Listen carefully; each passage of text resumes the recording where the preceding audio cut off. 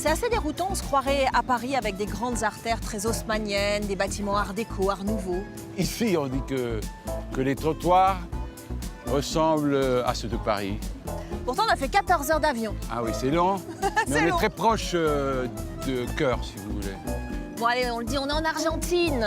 Ici, on est sur la place centrale de la ville, qui est à la fois le cœur historique, mais aussi le centre du pouvoir. Absolument, on est en face de la maison du gouvernement, la Casa Rosada, ça veut dire la maison rose.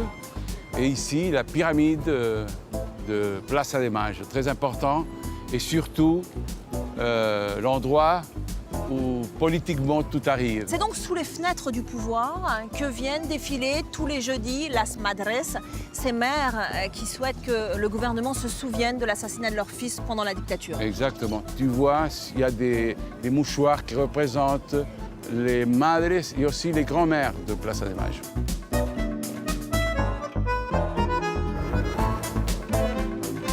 Bonjour Jean-Pierre Noël. Bonjour Valérie, enchanté de te recevoir ici. Bon, on se tutoie parce qu'ici tout le monde se tutoie. C'est amical. C'est amical. Tu es le plus français de tous les comédiens argentins. Tu vis ici depuis l'enfance. Tu as tourné pratiquement tous tes films ici. Mais avec toi, Paris n'est jamais loin. Tu viens d'ailleurs de sortir un album qui rend hommage à la chanson française parce que tu chantes aussi. On va en parler dans cette émission. Mais avant, on part en balade? Absolument, on y va, merci.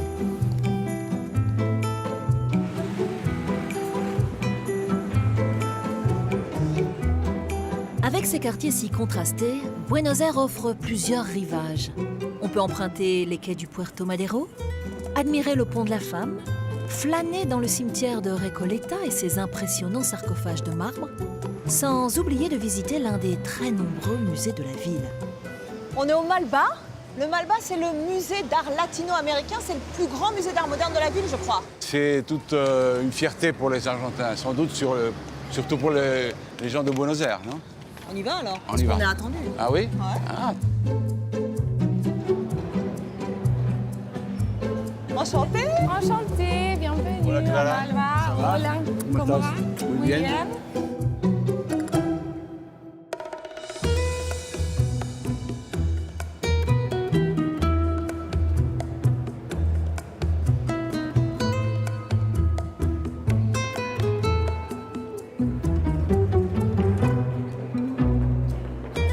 Est-ce que les peintres sud-américains ont des thèmes de prédilection, des sujets de représentation qui les définissent en particulier? Peut-être le peuple autochtone, les langages, les religions, les rituels, la culture en général, avec l'idée de récupérer ses racines, ouais, et les rapporter au présent. En plus, on a l'élément politique, bien sûr, ici on le voit. Bernie a été un artiste qui a eu succès dès très jeune, a beaucoup voyagé dans l'Europe, spécialement en France. Et il est retourné en 1930 en Argentine et a trouvé un pays en crise. Mais il est retourné en soyant un artiste surréaliste. Et c'est intéressant de voir comment ce surréalisme commence à avoir des coups de réalité. Jusqu'à, on voit ça, ce qu'on appelle le réalisme critique.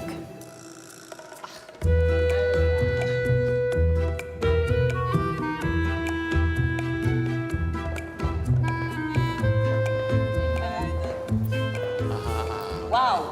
Donc ça, c'est l'œuvre la plus emblématique du musée. C'est Tarsila do Amaral et c'est une peintre brésilienne. Oui. C'est une des artistes les plus importantes du Brésil, mais aussi de l'Amérique latine. D'accord. Cette œuvre s'appelle Abaporu, de l'année 1928. Et Abaporu veut dire, dans la langue tupi-guarani, homme qui mange homme. Hein? Un homme qui mange un homme. Oui, c'est un cannibale. Et pourquoi cannibale? Oui, pourquoi cannibale? Pourquoi? Parce que là, on se dit... On ne peut pas voir le cannibale ici. Non. Mais c'est parce qu'il pensait qu'avec ses racines brésiliennes, il mangeait l'influence européenne pour créer un nouveau résultat, une nouvelle idée sur l'art. Vous pouvez voir comment la Vaporub n'a pas de sexe, car on parle du peuple brésilien, pas d'un homme ou d'une femme. Ouais. Et comment il grandit à mesure qu'il est en contact avec la terre, car il apprend de sa terre. C'est pour ça que le pied est démesuré. Exactement. Et il a les couleurs du Brésil aussi, non? Oui. Le drapeau brésilien. Au revoir Clara. Au revoir. Merci. Merci. Très bien. Plaisir. Ciao. Je voudrais du soleil vert, des dentelles et des théières, des photos de bord de mer. Le Paris des années 60, à nos jours, tu lui rends hommage dans un album où tu réinterprètes des classiques de la chanson française. Comment est-ce qu'il a été accueilli ici, cet album? C'est un revival pour les gens aussi qui ont, comme moi, vécu et aimé beaucoup le cinéma et la chanson française de cette époque, non? Naturellement, je fais des chansons typiques de Brel, de Bécaud, de Montand, de Gainsbourg. C'est une chanson qui nous ressemble. Toi tu m'aimais et moi je t'aimais. Un petit mot de ta carrière au cinéma. Quels ont été les films qui t'ont le plus marqué? Peut-être un film qui a été très important pour moi, c'était Un amour de Borges. C'est un film qui a eu beaucoup de succès au Brésil et il m'a ouvert la porte de l'audiovisuel un peu partout. Quiero que me cuentes todo de tu vida, que me cuentes cada detalle. Ahora no. L'un des derniers films dans lequel tu as eu un rôle, c'est un film qui s'intitule en français Retour de flamme. Tu joues aux côtés de Ricardo Darín. Si. Comment il est, Ricardo Darín? Alors, je te pose la question parce qu'évidemment, dans cette émission, on va le rencontrer. J'étais fier d'être dans ce film-là de Juan Beira. Pour nous, pour tous les Argentins, pour tous les acteurs argentins, Ricardo est un rêve d'acteur. Moi, je suis fier d'avoir son amitié. Nosotros sabíamos que esto no iba a ser fácil. Pero podríamos estar 30 años más juntos y ser muy felices probablemente. No. No es así. No, no es así.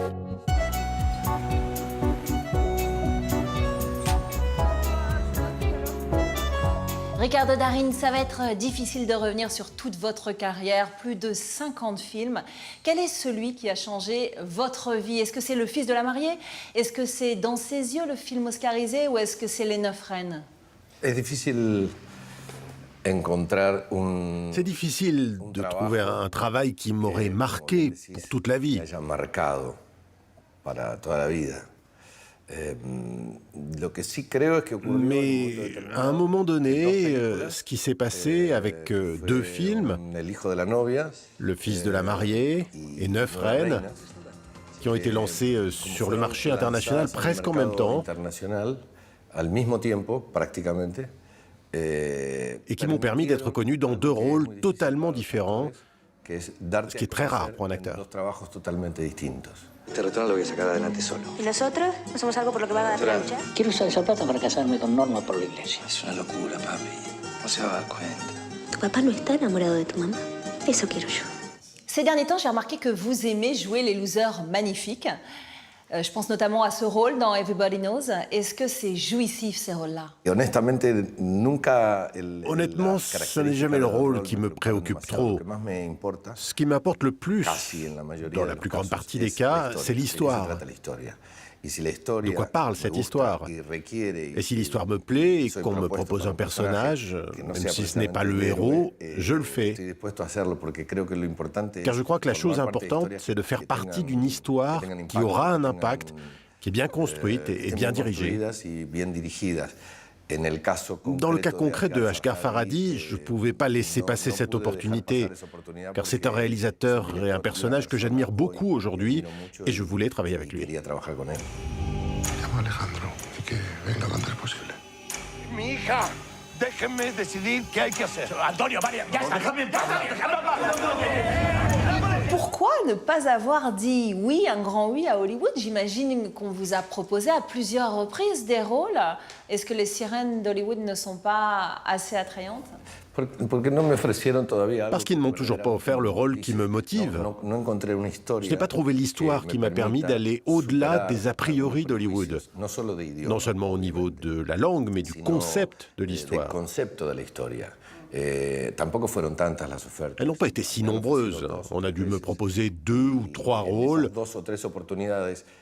Et ces 2 ou 3 fois, les histoires ne m'ont pas paru si attractives. Ça ne signifie pas que ça ne se fera pas dans le futur. Un mot du théâtre. Il y a une pièce française qui marque votre carrière sur les planches, c'est Art de Yasmina Reza. Régulièrement, vous remontez sur scène pour jouer ce texte. Je crois même que vous avez des velléités de le mettre en scène. C'est très important pour moi. Je vais bientôt mettre en scène Art. Normalement, avant la fin de l'année, avec une nouvelle distribution de jeunes acteurs, et je suis très enthousiaste. C'est une pièce que j'adore. Pour moi, cette pièce est vouée à être un classique du théâtre, pour beaucoup de raisons. Le thème central de la pièce, c'est un thème qui ne cessera jamais d'être d'actualité, parce que c'est la tolérance et l'intolérance entre les humains. C'est une pièce que j'ai jouée pendant 12 ans. Ça doit faire 1800 représentations. C'est vraiment un travail dont je suis fier. Est-ce que vous êtes un bon danseur de tango? Non. Je n'ai pas la moindre idée de comment danser le tango. Je ne sais pas, c'est une honte. Ce n'est pas de ma faute, c'est la faute de la personne qui a émis l'idée que pour être argentin, il faudrait savoir danser le tango. La vérité, c'est que c'est pas ça. Je danse mieux la chacarera que le tango, mais je promets que dans le futur, j'apprendrai à danser le tango. C'est dommage, on ne va pas pouvoir poursuivre notre balade dans Buenos Aires avec vous parce qu'on va parler maintenant du tango. Merci Ricardo Darín. Bon, merci à vous. Le tango est indissociable de Buenos Aires. Des danseurs de rue au show façon Broadway, de la musique de Carlos Gardel qui résonne dans les vieux bars aux nuits feutrées des milongas, il a tous les visages et est plus vivant que jamais. La danseuse Moira Castellano nous accompagne dans le quartier de San Telmo. Moira, au tout départ, au tout début, le tango c'était plutôt une danse de mauvais garçons. Mais à l'époque, quand ça a commencé, début du siècle, c'était une danse trop intime, trop sensuelle. Donc c'était plus pour entre garçons ou pour les femmes de certaines catégories, on va dire. Mais bon, après ça a changé avec le temps, heureusement.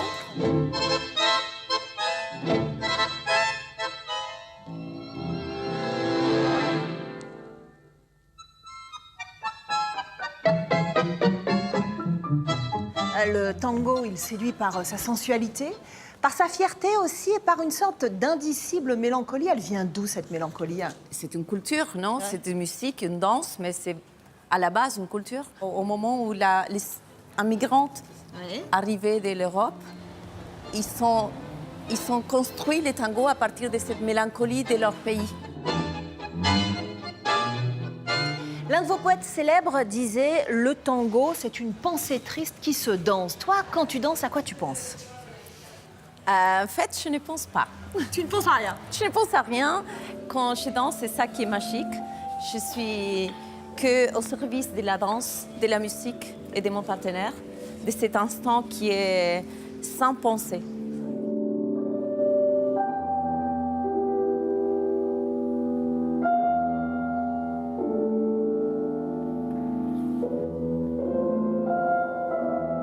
Merci Moira. On va maintenant aller à la rencontre d'un musicien français qui est tellement tombé amoureux de ton pays qu'il a décidé de venir passer plusieurs mois ici pour préparer son nouvel album.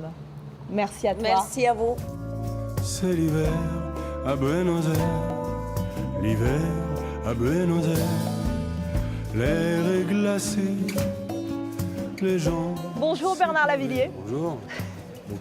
Bernard, 50 ans de carrière, 21 albums, 12 tours du monde. Vous n'avez jamais cessé de courir la planète pour vous en inspirer. Aujourd'hui, vous posez vos valises à Buenos Aires. Quel est le projet? Le projet, d'abord, c'est de changer de pays et de mettre les pieds là où j'ai jamais mis les pieds, de ne pas avoir de souvenirs et d'essayer d'écrire ce que je ressens ici. Je ne fais pas tout l'album en Argentine, hein, mais j'ai déjà écrit 3 chansons, je suis assez content. J'en ai une 4e en vue. Et puis c'est un salut aux Argentins que finalement j'ai connu toujours, ou au Brésil ou à Paris. Déjà en 1986, l'une de vos chansons s'intitulait Tango et vous disiez « J'écrivais à l'encre rouge quelques mots-clés au fond d'un bouge et j'ai trouvé dans un miroir le feu sacré du désespoir. Elle est là, entre ces mots, l'âme du tango. » Ah, je pense que c'est l'âme du tango, peut-être vue d'une façon un peu tragique et de loin. Il y a peu de danses aussi belles que le tango, parce que les gestes sont très liés. La musique elle-même, elle monte en intensité, elle redescend. Les gestes vont avec, mais vous avez remarqué, il n'y a pas de percussion dans le tango, par exemple. Celui qui fait les percus, c'est le contrebassiste et le pianiste. Donc, c'est une musique tout à fait à part, un mélange de musique juive, ashkénaze, de musique italienne, de musique espagnole et de musique africaine tout au départ. La lune brillait sur le port, elle dansait, elle dansait. En 2017, vous chantiez également Montparnasse, Buenos Aires. Quel lien existe-t-il entre nos deux capitales? Est-ce qu'il y a un lien indéfectible entre la France et l'Argentine? Je pense. Il y a eu un grand mouvement entre les deux guerres, vers les années 20, 1910, où Paris était devenu la capitale des artistes, la capitale de l'art, des intellectuels. Et finalement, Buenos Aires est devenu pour l'Amérique latine la même chose. D'ailleurs, on voit bien, et dans l'architecture et dans la culture, que les Argentins ont, tous, plus ou moins, mais ils ont une culture. Ils se considèrent un peu comme le Paris de l'époque ici. Alors c'est assez charmant d'avoir une sorte de filiation, presque une fraternité entre les deux villes. Merci Bernard Lavilliers. Ainsi s'achève cette émission spéciale Buenos Aires. Vous pouvez retrouver l'intégralité de nos invités sur notre site internet. Et puis vous le savez maintenant aussi, le Paris des Arts se poursuit sur les réseaux sociaux. Alors je vous dis à très vite. Hasta luego. Hasta luego. On est sur la Playa del Mayo. La Plaza de Mayo. La Plaza Guevara. Non, elle m'a demandé si j'étais quelqu'un de célèbre. J'ai dit peut-être. Femme. Ah oui, oui. C'est une femme et un homme. Ah bon? C'est deux femmes, c'est deux femmes. Deux femmes? Oui, regarde. Une femme? Une femme et puis on a, attention ici. Qu'est-ce qu'il a dit? Qu'est-ce qu'il dit? Qu'est-ce qu'il dit?